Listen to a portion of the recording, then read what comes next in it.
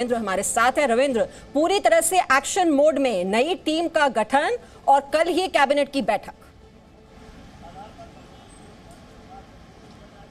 मीमांसा, अभी तक जो जानकारी है कि कल प्रधानमंत्री आवास पर 5 बजे से 7 बजे के बीच में जो कैबिनेट है, जो मंत्री शपथ लिए हैं, इनके साथ साथ हालांकि जो मौजूदा मंत्री है उनको ही बुलाया गया है या नहीं ये भी स्पष्ट नहीं है, लेकिन जिन्होंने 43 लोगों ने शपथ ली है इनको चाय पर बुलाया गया है। कल प्रधानमंत्री आवास पर कोई कैबिनेट की बैठक नहीं है, बल्कि प्रधानमंत्री इनफॉर्मल तरीके से उनसे बातचीत करेंगे। हालांकि आपने देखा कि आज भी शपथ ग्रहण में जाने से पहले प्रधानमंत्री ने अमित शाह, राजनाथ सिंह, नितिन गडकरी और जेपी नड्डा के सामने उनसे बातचीत की, लेकिन अब उन लोगों ने शपथ ले ली है। कई जो एमओएस थे या एमओएस इंडिपेंडेंट थे उनको कैबिनेट मंत्री बनाया गया है और कई मंत्री हैं जो पहली बार कई ऐसे लोग हैं जो पहली बार मंत्री बने। तो कहीं ना कहीं अब औपचारिक तौर पर प्रधानमंत्री कल उनसे बातचीत करेंगे, ऐसी सूचना मिल रही है। और उन सब से बातचीत करने के बाद सरकार के विजन जो आज भी उन्होंने दोहराया होगा, वही बात को और भी अच्छे तरीके से उनको बताएंगे कि आगे आने वाले दिनों में किस तरह से एडमिनिस्ट्रेटिव हो या फिर पॉलिटिकल तरीके से जो काम करना है राज्यों में, जिन जिन राज्यों से वो आए हैं जहां पर बीजेपी को फ़ायदा हो सके, सरकार की जो योजना है वो बेहतर तरीके से जनता के बीच में जा सके। इन सभी बातों का कहीं ना कहीं कल चर्चा प्रधानमंत्री अपने सभी नए मंत्रियों के साथ करेंगे। कैबिनेट की बैठक नहीं है ये, लेकिन अनौपचारिक तौर पर सभी मंत्रियों के साथ वो चाय पर चर्चा करेंगे कल 5 बजे से 7 बजे चाय पर चर्चा होगी और जो सभी अभी नए मंत्री आए हैं मंत्रिमंडल में, उनसे ये संवाद प्रधानमंत्री नरेंद्र मोदी का होगा, जिसमें जाहिर तौर पर वो जब भी संबोधन करते हैं तो उसमें आगे का जो प्लान ऑफ एक्शन है, आगे क्या रणनीति रहने वाली है, उसका भी वो जरूर खुलासा करते हैं। ब्रह्म प्रकाश दुबे भी हमारे साथ हैं। ब्रह्म प्रकाश दुबे, कुल मिलाकर अगर ये कहा जा रहा था कि ये तो कैबिनेट एक्सपेंशन है, लेकिन विस्तार से ज्यादा ये एक बहुत बड़े पैमाने पर फेरबदल, जितने हैवी वेट्स, इतने भारी भरकम मंत्रालय वाले मंत्री, उनकी छुट्टी हो जाना, उसके बाद जो हमें दिखाई दे रहा है जो समीकरण है, चाहे वो जातीय समीकरण हो, क्षेत्रीय समीकरण हो, सभी राज्यों का प्रतिनिधित्व, ये तैयारी दरअसल है ये दूरगामी नजर आती है, नजर 2024 पर। बिल्कुल मीमांसा, आप इस विस्तार को इस तरह से भी देख सकती हैं, जिस तरह से बैलेंस बनाया गया है तमाम राज्यों में, जिस तरह से प्रतिनिधित्व दिया गया है, जिस तरह से कास्ट कॉम्बिनेशन रखा गया है, तो एक बैलेंस दिख रहा है। इसको आप 2024 की तैयारी के रूप में भी देख सकती हैं और साथ ही जिन राज्यों में विधानसभा चुनाव होने हैं उस लिहाज से भी तैयारी देख सकती हैं। मैं आपको बता दूं, मैं पशुपति कुमार पारस के घर पर मौजूद हूं, जहां बड़ी संख्या में उनके जो कार्यकर्ता हैं वो जमा हो गए हैं। हमने देखा कि अभी कुछ देर पहले ढोल बज रहे थे, यहाँ पर मिठाइयाँ बांटी जा रही थी। हम तस्वीरें दिखाने की कोशिश कर रहे हैं, ढोल नगाड़े आए हुए हैं यहाँ पर, ये तस्वीरों में देखा जा सकता है। तैयारी में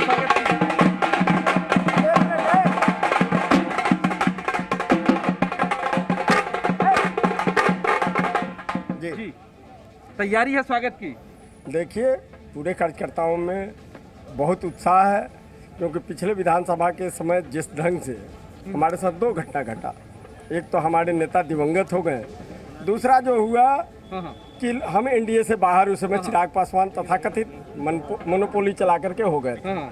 आज पुनः हम लोग एनडीए में आ गए विधिवत ढंग से, और हमारे दल के जो सबसे वरिष्ठ नेता थे, जिनको रामविलास पासवान जी ने जब विधानसभा में विधायक थे, तो देखिए इनके नेता पहुंचने वाले हैं, लिहाजा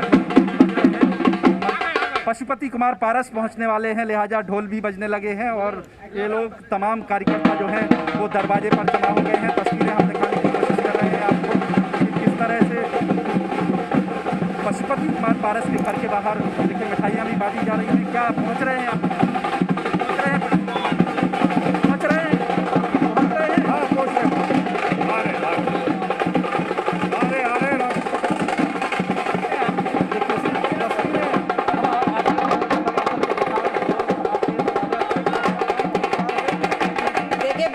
ढोल नगाड़े हो रहे हैं, स्वागत की तैयारी यहाँ पर हो रही है और पशुपति पारस के लिए जरूर ये खुशी का मौका है। लेकिन जो चाचा भतीजे की हमने लड़ाई देखी, चिराग पासवान भी जरूर ये जश्न की तस्वीरें देख रहे होंगे और वो अदालत भी पहुंच गए हैं, अर्जी भी उन्होंने दाखिल कर दी है। पहले ही उन्होंने कह दिया था कि अगर पशुपति पारस को मंत्रिमंडल में जगह दी जाती है तो फिर वो कोर्ट में इसको चैलेंज करेंगे। हमारे साथ बहुत से वरिष्ठ पत्रकार इस वक्त जुड़े हुए हैं क्योंकि ये जो नई टीम का गठन हुआ है, टीम मोदी 2.0, ये किस लिहाज से अब आने वाले चुनावों पर 2024 के लिए कैसे तैयारी की जा रही है। हमारे साथ वरिष्ठ पत्रकारों का पैनल इस वक्त मौजूद है, रिपोर्टर्स लगातार हमारे साथ जुड़े ही हुए हैं।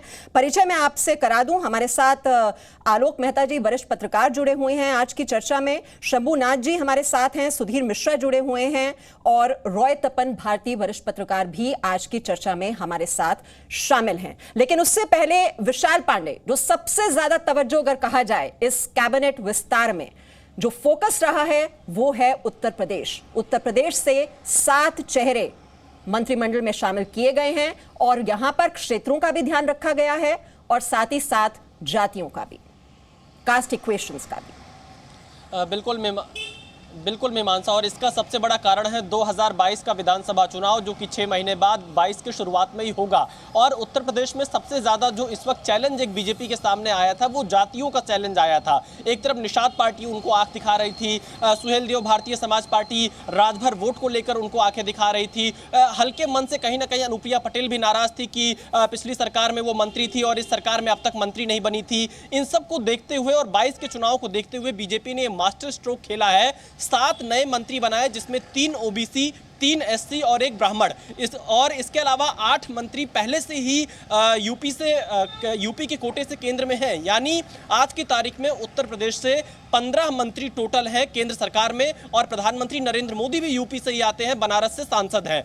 इसके पीछे जो सबसे बड़ा कारण रहा है वो ओबीसी वोट बैंक रहा है। ओबीसी में कुर्मी वोट को देखते हुए 2 मंत्री बनाए गए हैं, एक अपना दल की तरफ से और एक बीजेपी की तरफ से। अनुप्रिया पटेल का प्रभाव वाराणसी और उसके आसपास के इलाके में सबसे ज्यादा रहता है। बुंदेलखंड का जो इलाका सटा हुआ है प्रयागराज और मिर्जापुर से, उसमें उनका प्रभाव अच्छा रहता है। पंकज चौधरी जो दूसरे कुर्मी नेता मंत्री बनाए गए हैं इस कैबिनेट में, उनका प्रभाव पूर्वांचल में गोरखपुर, महाराजगंज, बस्ती, इन सब इलाकों में उनका प्रभाव रहता है और बीजेपी के बड़े पुराने नेता रहे हैं। इसके अलावा BL वर्मा जिन्हें एक नए चेहरे के तौर पर पेश कर रहे हैं लोधी वोट बैंक को लेकर, जिसकी संख्या मध्य यूपी में ठीक ठाक है क्योंकि कल्याण सिंह के बाद से इस वोट बैंक का नेता बनाना बीजेपी के सामने एक बड़ा चैलेंज था। इसके अलावा एससी वोट, 3 बड़े एससी नेताओं को जिम्मेदारी दी गई है, कौशल किशोर को मध्य यूपी और अवध क्षेत्र के लिए। इसके अलावा SP सिंह बघेल आगरा जो यादव बेल्ट आता है जो कि अखिलेश यादव का गढ़ माना जाता है और एक वक्त था जब SP सिंह बघेल मुलायम सिंह यादव की सुरक्षा में तैनात रहते थे, उनके बेहद करीबी माने जाते थे। उन्हें अमित शाह उत्तर प्रदेश में भाजपा में लेकर आए और आज उन्हें केंद्र सरकार में वो मंत्री बना रहे हैं। तो उनके जरिए पाल, धनगर, ये जो बघेल जातियां हैं इनका वोट साधने की कोशिश कर रहे हैं। बुंदेलखंड से मंत्री बनाने की मांग बड़ी पुरानी थी और भानु प्रताप वर्मा जो कि कोरी समाज से आते हैं, SC कोटे से ही, उनको मंत्री बनाया गया है। 5 बार के सांसद हैं उत्तर प्रदेश से। तो पूरा एक अनुभव का मिश्रण आपको इसमें दिखेगा। जातियां एक सबसे बड़ी मजबूरी है उत्तर प्रदेश के राजनीति की, उसके बिना राजनीतिक समीकरण उत्तर प्रदेश में नहीं बन सकते हैं। विकास के चाहे जितने काम हो जाएं, मुद्दे चाहे जितने आ जाएं, लेकिन कोई भी राजनीतिक दल जातियों को इग्नोर नहीं कर सकती है। इसीलिए ये जो नया मंत्रिमंडल बना है उत्तर प्रदेश से, जातिगत समीकरण को विशेष तौर पर ध्यान में रखा गया है ताकि 2022 के चुनावों में फायदा मिल सके। यहाँ पर एक बड़ी बात ये भी है मीमांसा, निषाद पार्टी की तरफ से किसी को जगह नहीं मिली। जी, जो जातीय समीकरण है वो हमेशा से ही महत्वपूर्ण भूमिका निभाते रहे और इसी का ध्यान इस कैबिनेट विस्तार में रखा गया है। आलोक मेहता जी, अब ये अनुप्रिया पटेल भी काफी नाराज थी और अब इनको कैबिनेट में शामिल कर लिया गया है। ये और इक्वेशंस की तो हम बात करेंगे ही, लेकिन क्या ये मजबूरी हो गया था कि अब जो सहयोगी पार्टी है उनको साथ लेकर चल? और गौरव का विषय होता है केंद्र के जो सरकार है उसमें मंत्री बने और स्वाभाविक है केंद्रीय मंत्री की जिम्मेवारी होती है और मैंने तो आज तक जितनी भी जिम्मेवारियां मिली है सबको बखूबी निभाया है, इसको भी निभाई। सर ललन सिंह क्यों नहीं मंत्री बने सर? हाँ, सवेरे से आप पूछ रहे हो, सुन लो जरा। ऐसा है, ललन बाबू और हमें कोई फर्क है क्या? ललन बाबू हम लोग साथ हैं, सब लोग मजबूती से रहेंगे और आप चिंता मत करें, अभी बहुत समय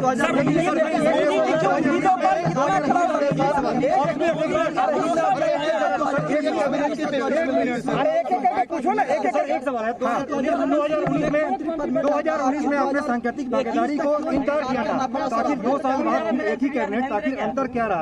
अच्छा सुनिए, अच्छा सुन लीजिए। अरे पहले सुन तो लो यार। जी, आपका सवाल आ गया, जवाब देना। देखिए, आपका कहना ये है कि 2019 में आप क्यों नहीं आए, आप 2021 में काहे आ रहे हैं। देखिए, एक बात को मैं बड़ा स्पष्ट कर दूं, बिहार में भी एनडीए की सरकार है, आप जानते हैं 4 दलों की सरकार है हमारी, और केंद्र में देखिए क्या है अभी, यहाँ पर भी हम लोग एनडीए के हिस्सा हैं।